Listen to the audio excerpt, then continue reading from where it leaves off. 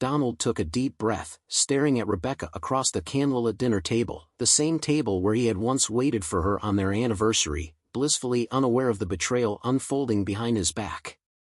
But tonight, things were different. Her eyes flickered with confusion as she picked up the thick envelope he had slid across to her. "What's this?" she asked, forcing a nervous laugh. Donald took a sip of his wine, his voice calm, deliberate. "Exactly what you wanted, a permanent break from being my wife." She hesitated, flipping open the envelope. As her gaze landed on the divorce papers, her face drained of color. But it wasn't just the divorce that shook her, it was the bank statements, the proof of her affair, the legal strategy that left her with nothing. Her hands trembled. "Donald, wait. We can talk about this." He cut her off with a smile.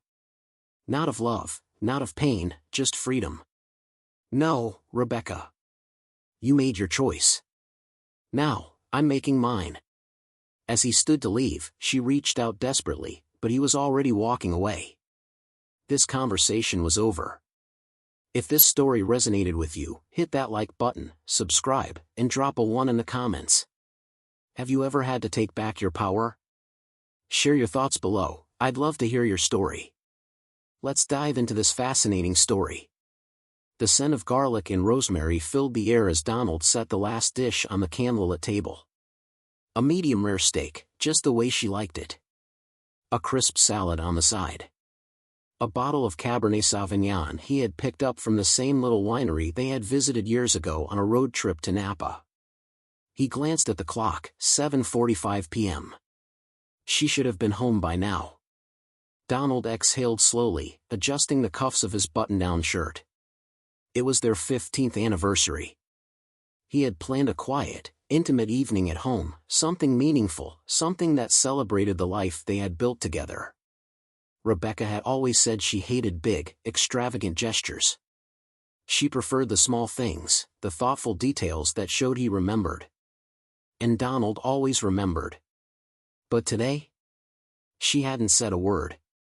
No morning kiss, no anniversary text, no casual mention over breakfast. He had waited all day for a call, for even the simplest acknowledgement. But the silence stretched on, eating at him, gnawing at the edges of his patience. He tried to justify it, maybe she was busy at work. Maybe she had a surprise planned. Maybe he was overthinking it. Still, as he placed a small velvet box next to her plate, something in his gut twisted. Inside was a gold bracelet engraved with their wedding date. Nothing flashy, just something personal. A reminder of their years together. The clock ticked past 8 p.m. Rebecca still wasn't home. He pulled out his phone and typed a message. "Hey, what time will you be home? I have something special planned." He stared at the screen, willing it to light up with a response. Nothing. Minutes passed. Then an hour. The food grew cold. The wine sat untouched. At 9:30 p.m., his phone finally buzzed. A single message. No apology. No explanation. Just words that sent an icy chill down his spine. "I need a break from being your wife." Donald stared at the screen, heart pounding. The room felt smaller, the soft glow of the candles suddenly harsh and unforgiving. He read the text again. Then again. What the hell was happening? Donald blinked, his mind struggling to process the words on the screen. "I need a break from being your wife," it didn't make sense. Not after 15 years of marriage, not after everything they had built together. His fingers trembled as he gripped his phone tighter, his pulse hammering in his ears. This had to be a joke, a terrible miscommunication, something sent in frustration. Maybe she was overwhelmed with work, maybe she needed space, but why now? And why like this? He tapped her contact and pressed the call button, lifting the phone to his ear. It rang once, then went straight to voicemail. He tried again. Same result. His stomach twisted into a knot, the weight of uncertainty pressing down on his chest. If something were truly wrong, wouldn't she at least pick up? Respond? Send some sort of explanation? But there was nothing, just silence. He stared at the screen, willing her to text again, to offer clarity, to take back what she had said. But the screen remained dark, the message glaring back at him like a final, merciless blow. His mind raced through the possibilities.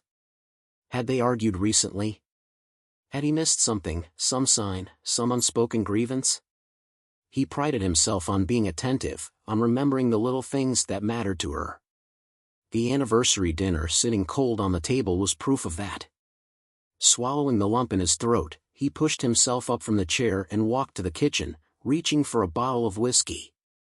He poured a glass with slow precision, his movements mechanical, detached, as if his body was moving on autopilot while his mind tried to grasp the unraveling of his life. He took a slow sip, staring at the untouched meal, the flickering candlelight casting restless shadows against the walls. Something was off. This wasn't just stress, wasn't just a need for space. His gut told him there was more to the story, something Rebecca wasn't saying. And for the first time, a deep, nagging suspicion began to take root. Donald set his glass down, the ice clinking against the sides as he rubbed his temples.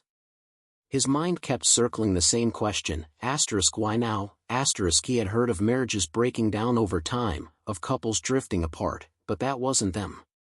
Sure, things hadn't been perfect lately, but what relationship didn't go through rough patches? This wasn't how you ended 15 years of commitment. Not with a text. Not without a conversation. A thought struck him, maybe she was in trouble. Maybe something had happened, and she was too afraid to say it outright. The possibility sent a fresh wave of anxiety through him as he grabbed his phone again, this time pulling up their shared bank account. He wasn't sure what he expected to find, maybe just a normal day's worth of transactions, gas, groceries, a lunch charge from one of her favorite cafes. Something that would reassure him that she was okay, that this was all just a terrible misunderstanding. But then he saw it. A transaction from earlier that afternoon. Not a restaurant. Not a work expense. A charge from the Grand Vista Hotel. His pulse pounded in his ears as he stared at the screen, his eyes refusing to believe what was right in front of him. The Grand Vista wasn't just any hotel, it was one of the most exclusive and expensive places in the city. The kind of place you booked for an occasion. The kind of place you didn't check into alone. A cold weight settled in his chest. His fingers hovered over the screen before he forced himself to click into the details. Same-day check-in. One room, His breath came in short, uneven bursts as the walls of the apartment seemed to close in around him. The perfectly set dinner table, the unopened wine, the bracelet sitting in its box, all of it suddenly felt absurd, he had been sitting here, waiting, planning a celebration of their marriage, while Rebecca had been somewhere else, checking into a luxury hotel for reasons she hadn't even tried to explain. He set his phone down slowly, deliberately, but his hands were shaking. This wasn't just about needing space. This was something else, and deep down, he already knew exactly what it was. Donald's hands moved on their own, his mind still catching up to the sinking feeling in his stomach. He tapped open Rebecca's social media profile, his breath shallow as he scrolled through her latest posts. Nothing seemed unusual at first, selfies at work, snapshots of her morning coffee, a throwback picture from a vacation they had taken years ago. But then he noticed something that made his jaw clench. Jake Kingston, a coworker she had mentioned in passing, never with much weight, just as someone from the office. But there he was, liking nearly every one of her posts, leaving subtle, almost too friendly comments that suddenly didn't seem so innocent. He clicked on Jake's profile, scrolling through his pictures with laser focus. And then he saw it.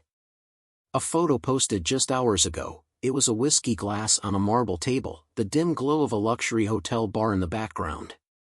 The caption was vague, much needed escape. Donald's fingers gripped the phone tighter. The Grand Vista Hotel had the exact same marble-top bar tables, he had seen them in promotional photos.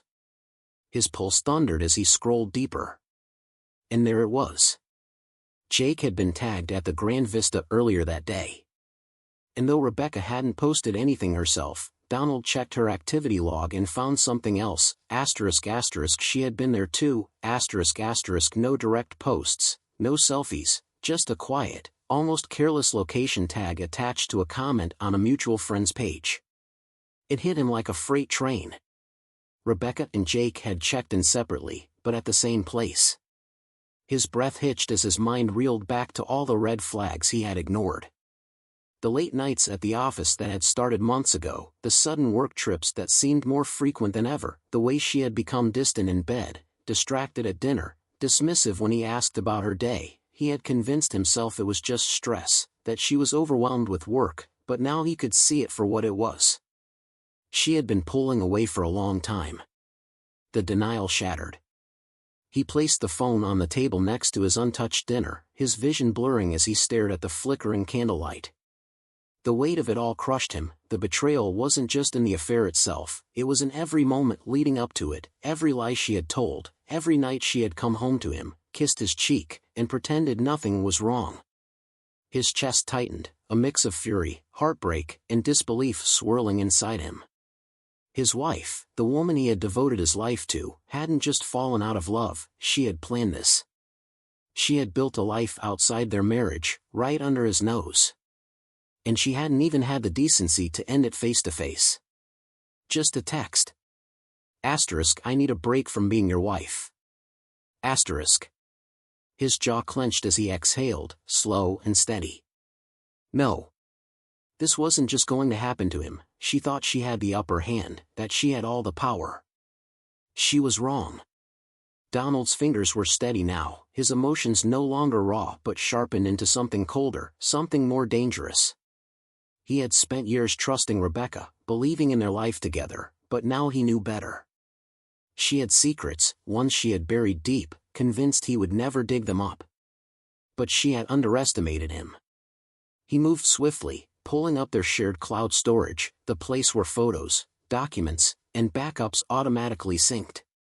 Rebecca rarely used it, at least not intentionally. She had always been careless with technology, assuming privacy where there was none. He knew she had a personal email, separate from the one they shared, one she thought was safe from his eyes. A few keystrokes later, he was in. The messages loaded instantly, and as soon as he saw the subject lines, a bitter taste filled his mouth. Jake Kingston, over and over. Emails marked as drafts, unsent but never deleted. Conversations Rebecca must have started and never had the courage to finish. He clicked on one. Asterisk I can't keep lying to him forever. He's clueless, but I hate pretending. I just need a little more time. Asterisk. His breath came slow and steady. He clicked another. Asterisk it's almost funny how easy this is. He never questions anything. I could say I'm working late every night, and he'd just smile and tell me to take care of myself. Asterisk. Donald clenched his jaw so tightly it ached, but he didn't stop reading. Asterisk we should have done this months ago. I don't want to keep sneaking around. I want us to be real. I want out. Asterisk. A low, humorless chuckle escaped him. She wanted out? Fine. He would give her exactly what she wanted. But then he saw something else, something worse than the affair itself. Jake's reply. Asterisk patience, babe. Once the accounts are handled, you'll be free. We do this right, and you walk away with everything. He won't even see it coming. Asterisk. Donald felt a slow, simmering heat spread through his chest. He clicked through more messages, and the pieces of Rebecca's betrayal fell into place. It wasn't just about another man, it was about money. He switched over to their banking records, scanning transactions he hadn't paid much attention to before. Luxury hotel stays. Expensive dinners. Boutique shopping sprees. Thousands of dollars, asterisk asterisk is asterisk asterisk money, their joint money, being spent on her affair. Then came the transfers. Small at first, then larger. A few thousand here, a few thousand there, all moved to a separate account under Rebecca's name, a slush fund. And Jake had been coaching her through it all. Asterisk slow and steady, babe. He can't know until it's done. We don't want any loose ends. Asterisk. The sheer audacity of it made Donald's fingers curl into fists. She hadn't just betrayed him emotionally, asterisk, she had been robbing him blind, asterisk. The rage was there, burning beneath the surface, but he forced himself to stay in control. If he reacted now, she might still win. No, this wasn't about confronting her, this was about outsmarting her. Rebecca thought she had everything planned. She had no idea what was coming. Donald exhaled slowly, forcing himself to unclench his fists. His entire world had just been ripped apart, but if there was one thing he refused to do, it was act out of emotion. Rage wouldn't serve him right now. Desperation wouldn't fix anything. If he wanted to come out of this with his dignity, his finances, and his future intact, he had to be smarter than her. Rebecca thought she had him exactly where she wanted, a clueless husband, blissfully unaware while she siphoned money out of their accounts and planned a life with another man. She assumed when she finally blindsided him with divorce papers, he would be too shattered to fight back. She was wrong. Donald moved with precision, his mind already constructing the counterattack. The first step was silence. If Rebecca suspected that he knew anything, she would become cautious. She might start hiding money in new places, covering her tracks, and worst of all, manipulating the narrative before he had a chance to act. No, he needed her to believe that he was still the same man she had been deceiving all along, asterisk, unsuspecting, trusting, passive, asterisk, he could play that role. The next step was securing his assets. He called his lawyer, a man who had handled high-stakes divorces before, and laid out every detail. The affair. The financial betrayal. The evidence. The lawyer didn't even hesitate before responding, asterisk, you have more than enough to turn this to your advantage. Let's make sure she doesn't get a dime more than she's legally entitled to. Asterisk. Donald spent the next 24 hours quietly moving his salary into a new account under his name only, freezing joint credit cards, and locking down his business finances. Rebecca had been methodical, but so was he. She thought she was playing chess with a fool. She had no idea he had just flipped the entire board in one move. And then, he waited. When Rebecca came home the next evening, she barely glanced at him before heading into the bedroom, her phone clutched in her hand. She was probably texting Jake, laughing about how easy all of this was. Donald simply looked up from his newspaper, gave her a small smile, and said, asterisk, hey, babe. Long day? Asterisk. She didn't realize it yet, but she had already lost. Donald sat in his office, the dim glow of his desk lamp casting long shadows across the room. He had always prided himself on being a man of logic, of reason, someone who faced problems with a clear head. But as he stared at the financial records in front of him, detailing every transaction Rebecca had made behind his back, he felt something new, a sense of ruthless determination. He picked up the phone and dialed his lawyer, Richard Cole, a man known for handling high-stakes divorce cases. The line rang twice before Richard answered, his voice steady and professional. Donald. I wasn't expecting to hear from you today. What's going on? Donald took a breath, keeping his tone level. I need to lock down my assets.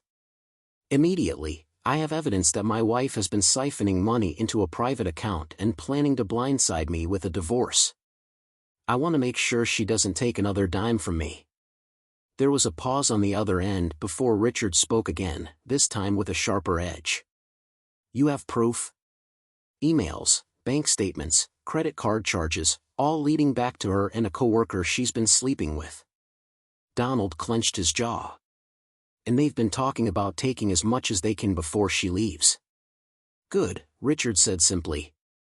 That makes this easier. Here's what we're going to do. First, you need to freeze your joint accounts. I'll draft an official notice and file an emergency order to prevent her from withdrawing any significant amounts. Next, open a new personal account, use a different bank, something she has no access to. Move your direct deposits there. Donald nodded, already pulling up his bank's website. What about my business accounts? That's where we go on the offensive, Richard said.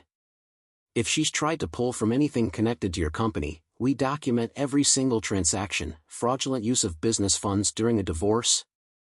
That's a legal nightmare for her. Donald didn't hesitate. He logged in and began moving his money into a secure, solely owned account. Every move was calculated. He withdrew just enough to prevent suspicion, spacing out transactions so Rebecca wouldn't notice right away.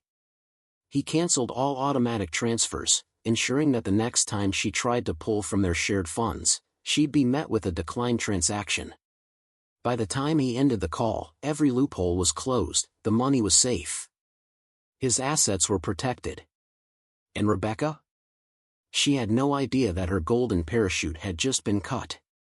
Donald wasn't done. Locking down his finances was just the first step.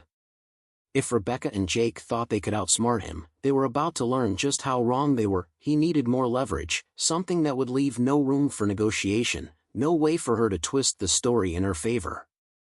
He pulled out his phone and dialed Mark Lawson, a private investigator he had used once before to vet a business partner. Mark was the kind of man who worked quietly, efficiently, and most importantly, left no trace. "Donald," Mark answered on the second ring. "This is unexpected. What do you need?" "A full investigation," Donald said, his voice cool and controlled. "Rebecca Kingston. Jake Kingston. Find out everything. Where they go, what they do, and most importantly, who else is involved." Mark didn't ask questions. "Give me 48 hours. Donald spent those 2 days acting like nothing had changed. He went to work, made small talk with Rebecca when she bothered to be home, and even left the dishes in the sink like he always did, ***, small details that made it seem like he was still the oblivious husband she thought he was, ***. Meanwhile, Mark worked. When the call came in, Donald was sitting at his desk, staring out at the Miami skyline. "Tell me," he said, already bracing himself. "You're not going to like this," Mark said. "Jake's married." Donald's fingers tightened around the phone. "Go on. His wife's 6 months pregnant. Looks like she has no idea what's going on." A sharp breath left Donald's lips. He had expected betrayal, but this was a whole new level of deception. Mark continued, "I have video of them together at the Grand Vista. Dinners. Hotel stays. Even caught them leaving in the morning. No way she can deny it." Donald's grip on the phone relaxed. That was exactly what he needed. "Send everything to my lawyer," he said. "And Mark?" "Yeah? Make sure Jake's wife finds out. She deserves to know." Now, Donald had the upper hand. For the next week, he continued the act. When Rebecca came home, he greeted her with the same casual indifference as before. He didn't pry, didn't accuse, didn't give her any reason to suspect a thing. She thought she was still in control, still one step ahead. One night, she mentioned needing another work trip. Donald only nodded. "Sounds good," he said, sipping his whiskey. "Hope it's productive." She smiled, completely unaware that the walls were closing in. Donald had everything in place. His finances were secured, evidence was collected, and soon, the final move would come. He just needed to wait for the perfect moment to strike. Rebecca walked through the front door like nothing had happened. No hesitation, no guilt, just the same casual, almost indifferent attitude she had carried for months. She set her purse down by the entryway, let out a long sigh, then slipped off her heels as if she had just come home from another exhausting day at work. Donald barely looked up from the newspaper he was pretending to read. "Hey," she said, stretching her arms above her head. "Long day." Donald turned the page, his expression unreadable. "Yeah?" She glanced at him, maybe expecting more, maybe waiting for the interrogation that wasn't coming. He could see it in her eyes, the way she measured his tone, testing the waters to see if anything felt off. He gave her nothing. "Yeah," she continued, running a hand through her hair. "Back-to-back meetings, then a last-minute crisis at the office. I swear, sometimes I feel like I live at work." Donald hummed in response, forcing himself not to laugh. He had the receipts, he had the videos, he had the proof that she hadn't been anywhere near her office for the past 2 days, but instead of throwing it in her face, he kept his voice even, detached.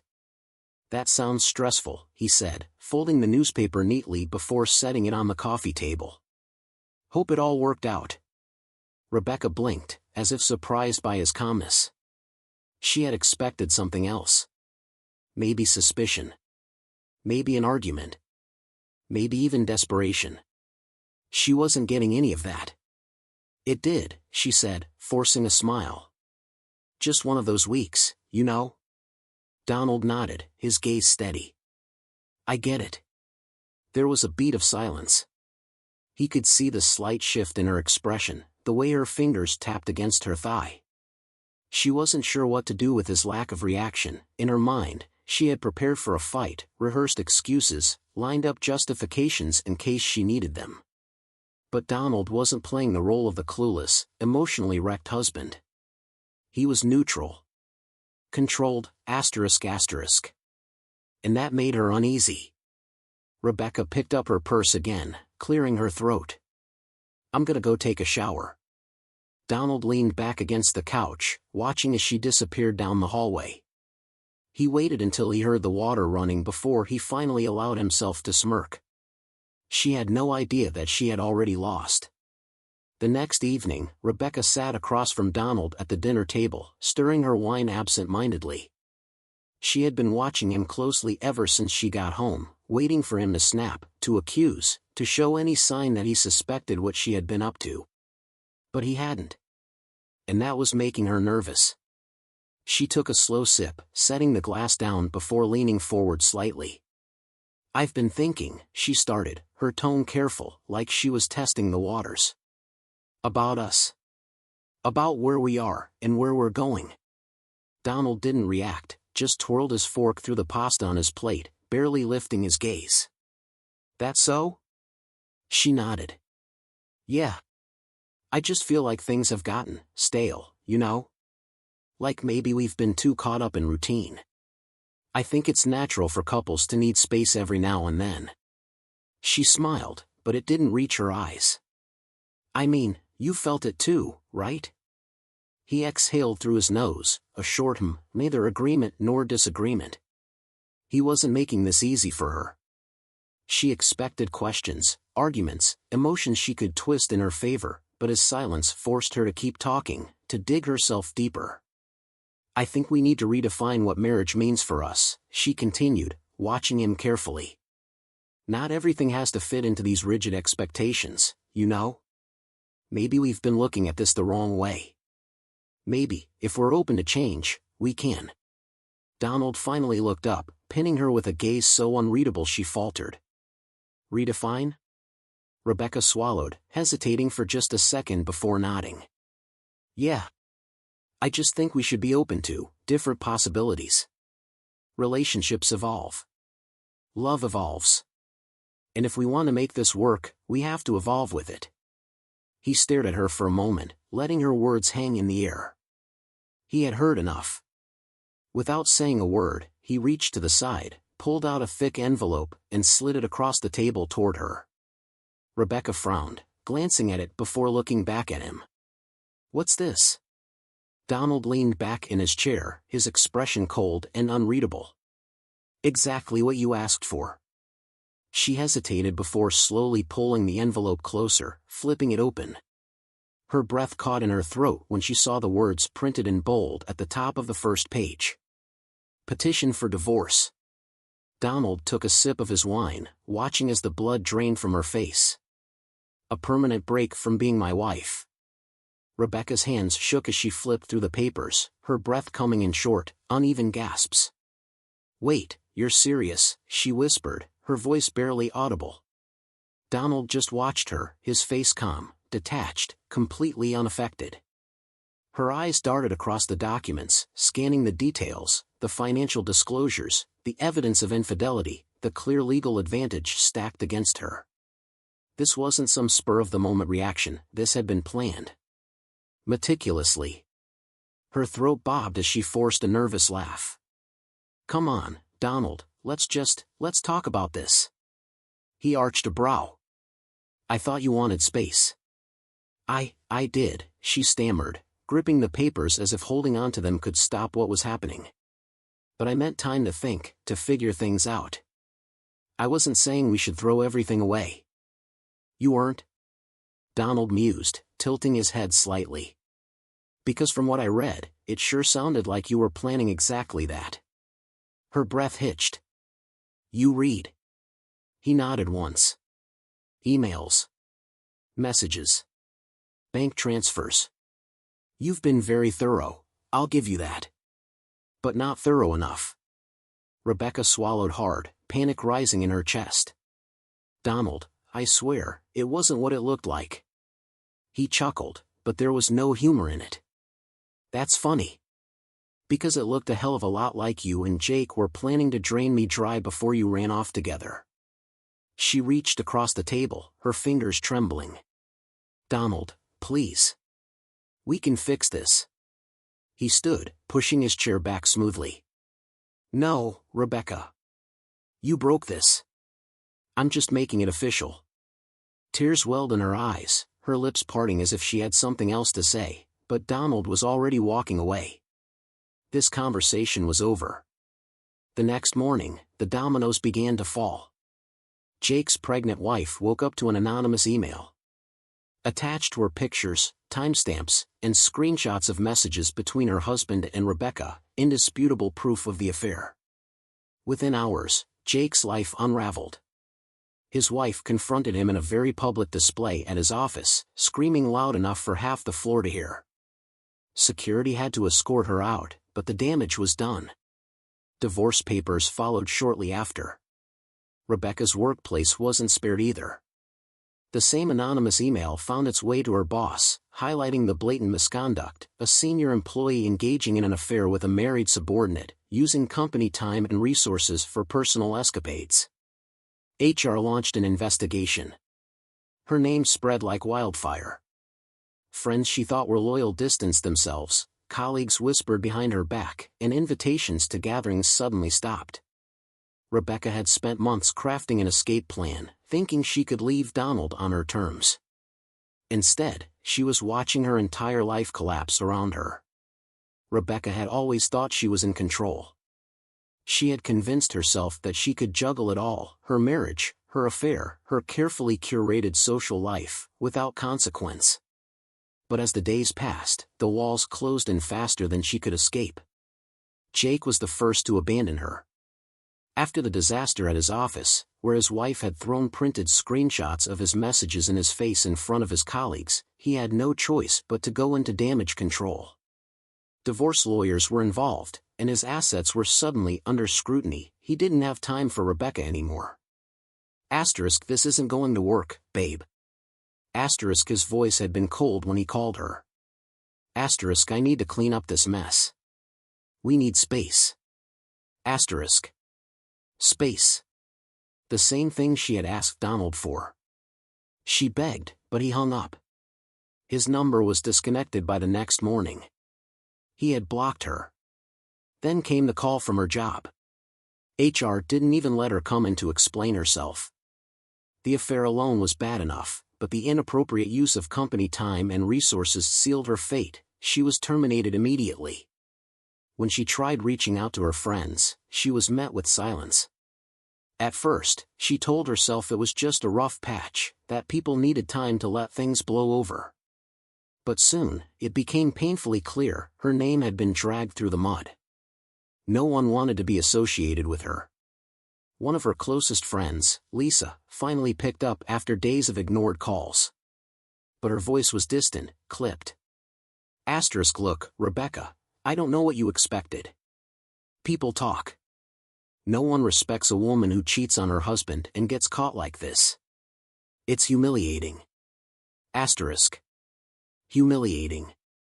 The word clung to Rebecca like a stain she couldn't scrub off. Even her own family had pulled back. Her sister, who had once been her confidant, wouldn't return her texts. Her mother, a woman who had always defended her no matter what, simply sighed when Rebecca finally called. Asterisk, you made your bed, sweetheart. Now you have to lie in it. Asterisk. For the first time, real fear crept into Rebecca's mind. She had always assumed that no matter what happened, she would land on her feet. That someone would be there to pick up the pieces. But there was no one left. She had bet everything on her affair, on her plan to leave Donald behind and start fresh. Now, she had nothing. Months passed, and Donald barely recognized the man he had been before. The version of himself that had once sat at a candlelit dinner table, waiting for a wife who had already checked out of their marriage, felt like a distant stranger. That man had been blindsided, broken. But this man? This man was thriving, asterisk asterisk. He had thrown himself into his business, and it was paying off. With Rebecca out of his life, he no longer had to worry about anyone siphoning his finances or sabotaging his future. His company had expanded, securing 2 of the biggest contracts he had ever landed. Instead of coming home to a tense, cold apartment, he filled his evenings with the things he had once set aside, hitting the gym, playing golf on weekends, even learning to cook something other than steak and pasta. And then there were the new people. At first, he wasn't sure if he was ready to open himself up again. The idea of dating seemed foreign, even exhausting. But then he met Sarah. They had been introduced at a networking event, and unlike Rebecca, Sarah radiated warmth and honesty. She was sharp, independent, and had a wicked sense of humor that caught him off guard. She had made him laugh, asterisk asterisk, a real, deep laugh asterisk asterisk, for the first time in what felt like years. He took his time. He wasn't rushing into anything. But with Sarah, there was no guessing, no walking on eggshells, no secrets. One evening, as they sat at a quiet bar after work, she smirked at him over her wine glass. "You seem like a guy who's been through some things," she teased. Donald chuckled, swirling the whiskey in his glass. "You could say that." She tilted her head. "Let me guess. Divorce?" He raised a brow. "That obvious?" She shrugged, leaning in slightly. "You've got that look. Like a man who thought he lost everything, but ended up finding himself instead." Donald stared at her for a moment, then let out a breath. She was right. For the first time in a long time, he felt like himself again, no longer the man who had been betrayed. No longer the fool who had been played. Just a man who had walked through the fire, and come out stronger than ever. Donald hadn't thought about Rebecca in weeks. Life had moved forward, and so had he. But fate had a strange sense of humor. On a quiet afternoon, while grabbing coffee after a meeting, he spotted her. She was sitting alone at a corner table in a small cafe, hunched over her phone, scrolling with a vacant, almost desperate expression. She looked different. The confident, put-together woman he once knew was gone. In her place sat someone who looked exhausted, lost. Her hair was pulled into a messy bun, her clothes less polished, her makeup barely there. The Rebecca he had known would never have stepped out without looking immaculate. But now? Now she looked like someone who had been through hell, and was still stuck in it, asterisk asterisk. Donald stood near the counter, watching unnoticed. The cafe was busy, people coming and going, but she sat there, untouched by the movement around her. He wondered if she was waiting for someone. Jake? A new man? Anyone at all, asterisk asterisk, but her posture, the way she kept glancing at her phone, told him the truth. No one was coming. For a moment, something unexpected flickered inside him. Not pity, not regret, just the quiet realization that this was her ending. She had gambled everything, believing she could leave him behind and build something better. Instead, she had lost it all. As if sensing his presence, she suddenly looked up. Their eyes met across the room. Her face paled, her lips parting slightly, as if she might say something. But she didn't. Instead, she did something that surprised him. She looked away first. Donald waited a beat longer, then exhaled and turned toward the door. He didn't stop. He didn't wave. He didn't give her the satisfaction of closure, asterisk asterisk. Because she didn't deserve it. Stepping outside, he felt the warm breeze hit his face, and with it, a sense of finality. Whatever had tied him to Rebecca was gone now. There was no anger left, no lingering sadness. Just peace. He never looked back. As Donald walked away from that cafe, never once looking back, a question lingered in the air, one that many people have asked themselves at some point in their lives. Have you ever ignored the warning signs in a relationship, only to realize too late that you should have walked away sooner? How many times had Donald dismissed the late nights, the unexplained absences, the emotional distance that had crept in like a slow poison? How often do people hold on to something that is already slipping through their fingers, convinced that love, history, or sheer effort can fix what is fundamentally broken? The truth is, red flags don't disappear just because you choose not to see them. They remain, waiting for the moment when you can no longer ignore them, when reality forces you to confront what you've been too afraid to admit. Maybe you've been there before. Maybe you stayed when you should have left, gave more when you should have walked away, or loved someone who had already made the decision to leave long before they actually did. The hardest lesson isn't realizing you were betrayed, it's realizing you betrayed yourself by staying too long.